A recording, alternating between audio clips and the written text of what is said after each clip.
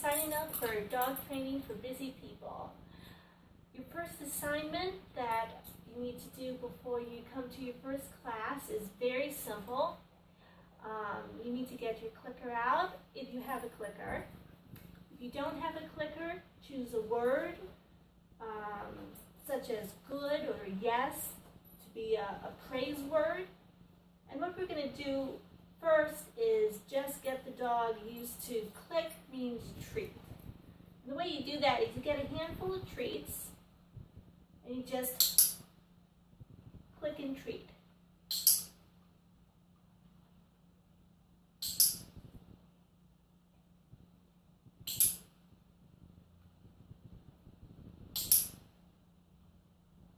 And you want the treat to immediately follow the click. So the dog gets the association between click and treat very quickly.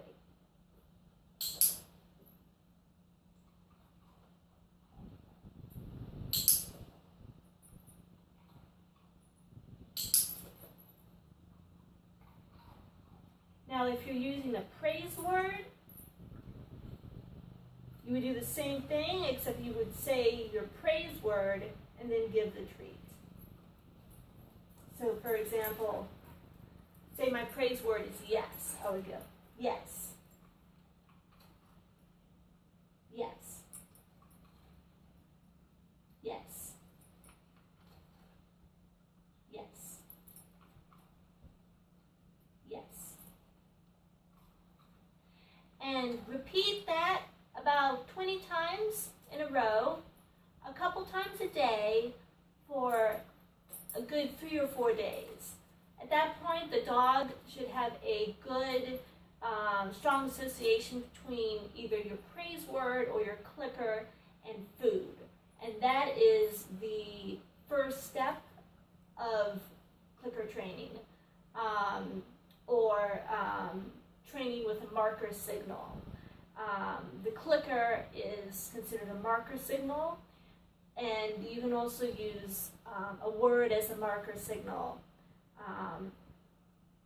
The clicker is better to use because dogs learn faster with the neutral sound of a clicker versus the human voice, which is loaded with meaning and emotion. The clicker is a very consistent and initially a neutral sound.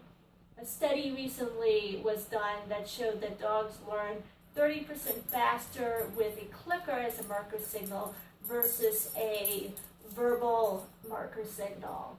So I recommend using the clicker if you have it. If you don't have a clicker yet, get started with a praise word. Even if you are able to then switch to a clicker, the praise word will come in handy as well if you, for example, don't have your clicker handy. Definitely the clicker is preferable to the praise word, but you can certainly train both, and it's not a bad idea to train both. So your assignment before coming to your first in-person class is just to get the dog conditioned to click equals treat. And another thing to just remember is 1 click equals 1 treat. So you don't want to click a bunch of times and then give a treat. You want to just 1 click, 1 treat. Also, if you have young kids in the house, or if you frequently have guests over who don't know what you're doing with the clicker training, don't leave the clicker out where anyone can have access to it. Put it away or keep it on your person, so someone won't come in and just start randomly clicking without giving the dog a treat. Every time you click and you don't give a treat, you weaken the power of the clicker. Same with the praise word. So keep your clicker close. Make sure it's very special. If you have kids who are going to be involved with the training, or family members that are going to be involved with the training, have them work on this too. a good way of explaining the importance of the clicker to kids is to explain how the clicker is it's like a promise to the dog that a treat is coming. So if you click and you don't give a treat, that's breaking a promise, and that's a good way to teach kids about keeping promises as well. And Penny right now is showing some different behaviors with the hopes that I'll clicker for them. We're working on a paw across the face behavior. Paul? Paul? Good. So that's your assignment before the first class.